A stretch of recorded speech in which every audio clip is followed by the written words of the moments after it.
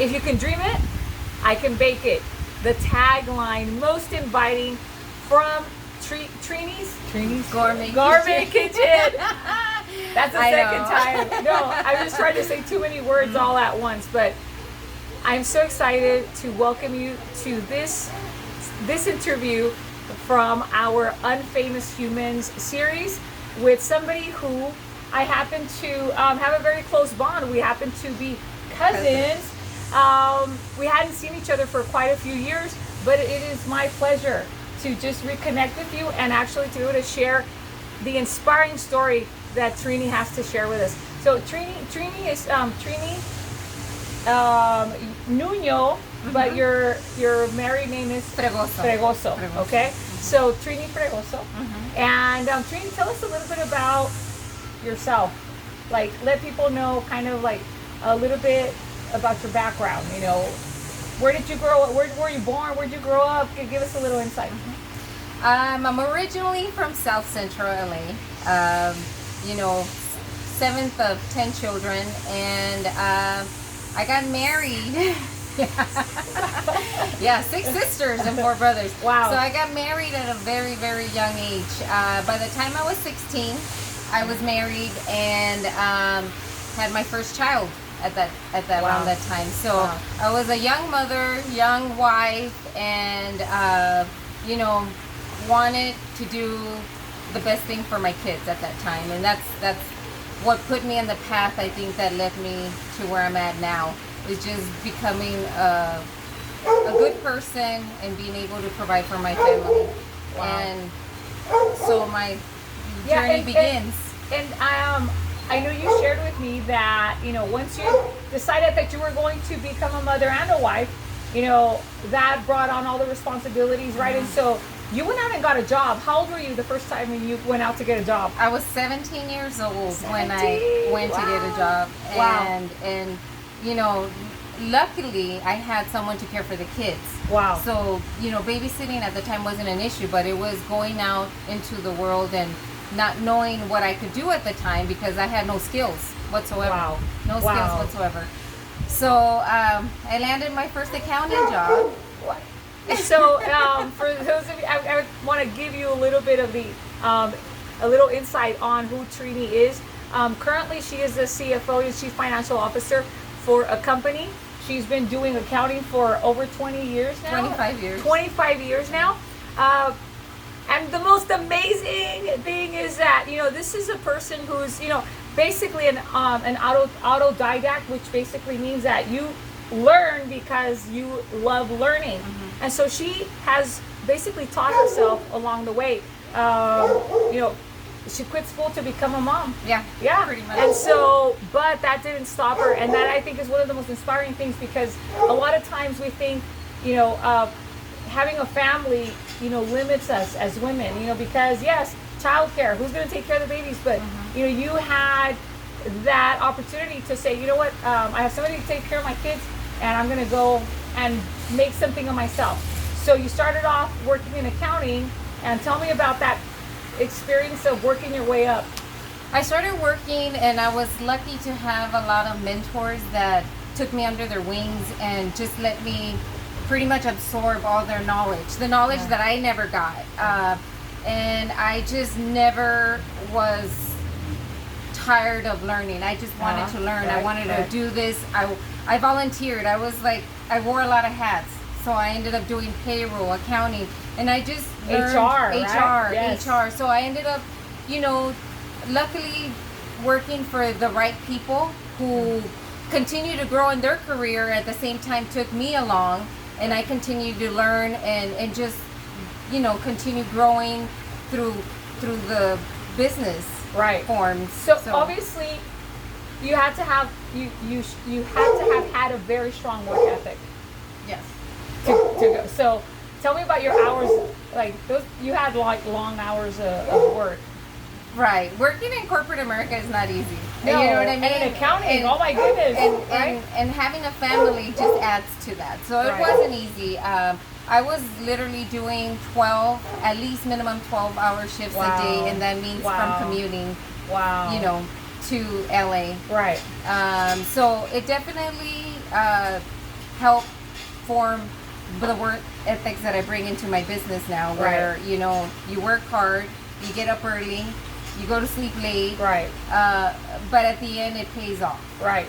Okay, so Trini is a businesswoman in its entire extent of the word, because she not only, you know, works for a company in which she holds, you know, the position of the chief financial officer, but she's also an entrepreneur. And one of the things that we want to share is this, you know, this transition, you know, from actually making a decision to become an entrepreneur. So Trini, tell us what happened to you that helped you kind of say, you know what, I want my life to go in this direction. What was it? Well, back in 2012, I was at the top of my career. I was a CFO for a company. I had been doing that for many years, and that company was coming to a close. Wow. And you know, that company had moved closer to my home. It had pretty much provided an alley where I could be a home mom at the same time and be close to home. And at that time, when I knew that this was coming to an end, my decision was, do I go back into the corporate world? Do I start all over? Wow. Or do I do something for myself, where I'm working for me, for my family, and, you know, putting the long hours? So it was a crossroads. It was a crossroads. It was Wow. a crossroads. Okay. Tell us about that moment when you decided that you would become a cakeologist. I just learned that word. Super cool, cakeologist. Okay, so when did you make that decision? I kind of stumbled onto it because I never thought I never saw myself as a cakeologist, and I took a class. Wow. You know, I took a class and fell in love with the cake world. Right. And on my third class, the cake that I was learning how to make, I had already sold it. Wow. So I was making a cake on a Thursday night, and I knew that somebody was gonna Already have this cake on Saturday. It was Wow. my first of many cakes sold. Wow. Wow. And you know, and I know you have a variety. For those of you who are interested in following Trini, you go to Instagram and Facebook also. Yeah. To Trini's Gourmet Kitchen. Gourmet Kitchen, and you're gonna see her work there. It's beautiful. I mean, you're just going to be amazed. That she's an artist, and that's kind of like my next question. How do you transition from being an analytical numbers kind of person to just all out artist? To be able to do the masterpieces, because that's what they are. They are masterpieces. Once you guys get over there to her Instagram account, you're gonna see the masterpieces that she creates. So how do you transition? I mean, because it's not the same, right? That's what you would think, but actually with the cakes, when you're forming them and stuff, you're thinking, okay, I've got 4 inches here. How much weight can I put in this? So your mathematical skills come into fruition. So true. I had thought of that. I had not thought of that.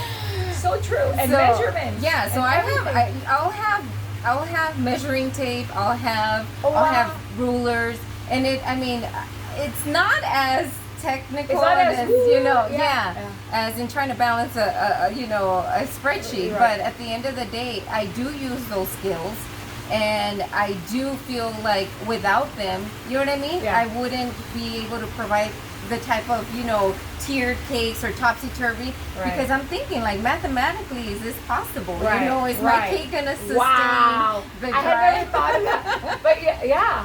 Wow. Yeah. You're so right. Okay. One of the most complex of designs that you have had to do for a client, like what would be one that you're like, oh my goodness, this one was like really complicated?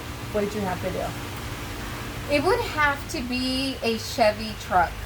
Wow. So this customer of mine had, her baby shower was, had to be all baby blues and all that, and she wanted her dad's first Chevy truck to be the cake. But she made it very specific. Like, she sent me like 20 pictures of this cake, and she was like, I need my cake to look like this, exactly like this thing. Wow. And at the end of the day, I was extremely happy, but her reaction to see this cake, literally the girl's like, I want to cry. Like, this is my dad. And I think her dad had passed birthday. So Oh, wow. yeah, so like it was very meaningful in the sense where she just like, you know what I mean?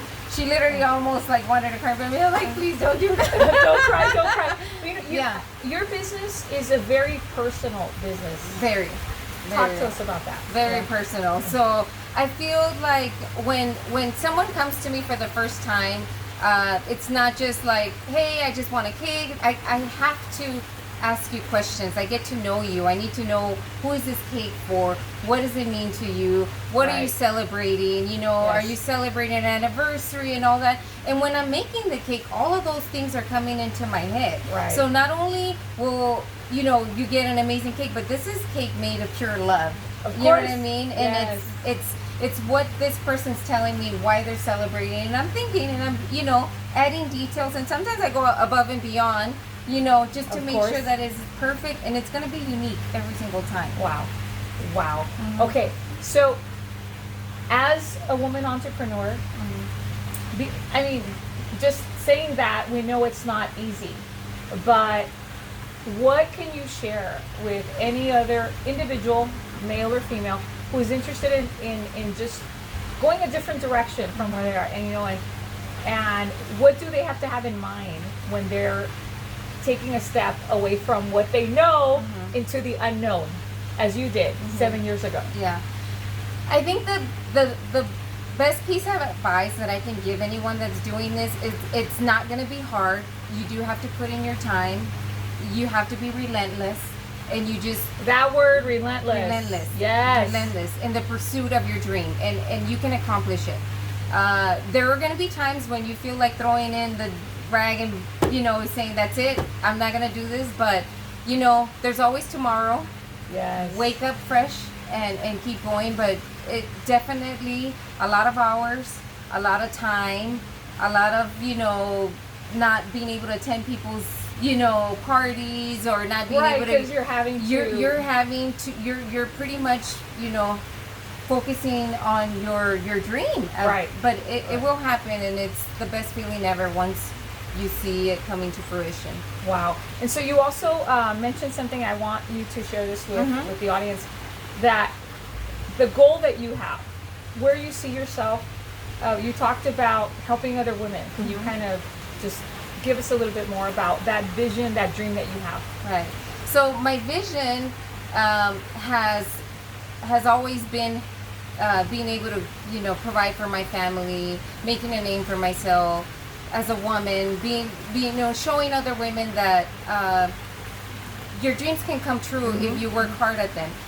I see myself in a few years having my own business, but in this business I see myself teaching other women and showing them techniques of how to get here, how it can be done, and just not just continue to selling cakes, because believe me, that is pretty much, you know, kind of like my dream, right? But it's taken over now. You know, it's been taken over by other visions. Where I feel like there's so much that I can give to the community. There's so much that we can show other women, and being able to provide classes of how to do this and how to become successful.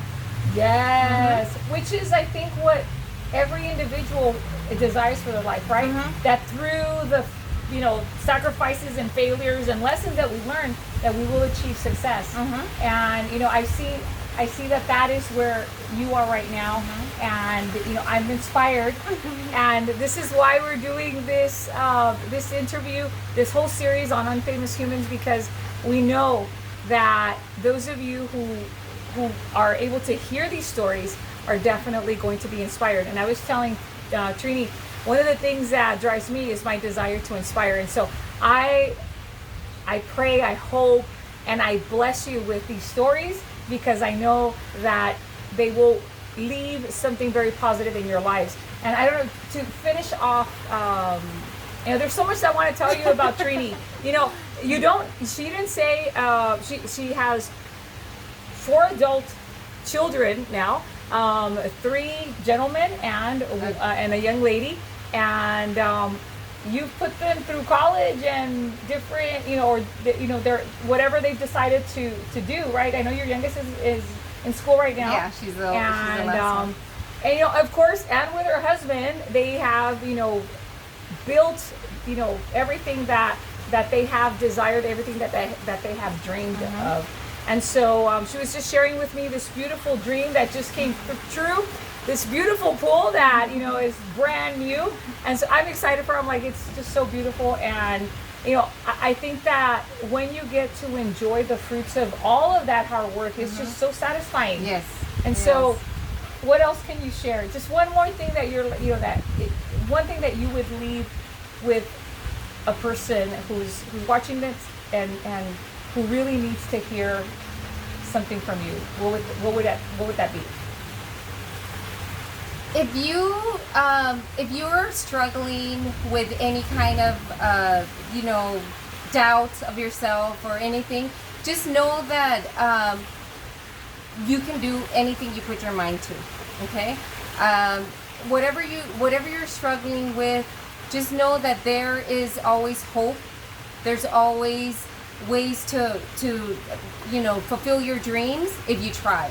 And it just have hopes and try hard, and it can be done. Definitely can be done. Yes, yes, and you are evidence that can be done. And another thing that I want to share with you that she hadn't mentioned, because I know she's humble, but throughout all of this hard work and everything that she and her family have been building, they've helped people along the way. And that's, I think, and I was sharing with Trini, I believe that when you are a person of abundance just is reflected back to you. And so I think that every time when we walked in, she said, this is somebody that I'm helping to also start their own business. And so to me, that's just an inspiration as we continue seeing you grow. We're going to see other people grow also. And that's just, the more, I think that the more we create a culture of abundance,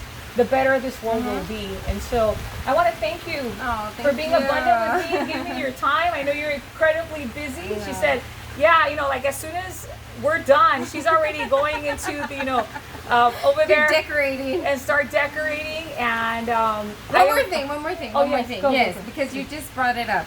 If you can help someone, give them your time. Give them your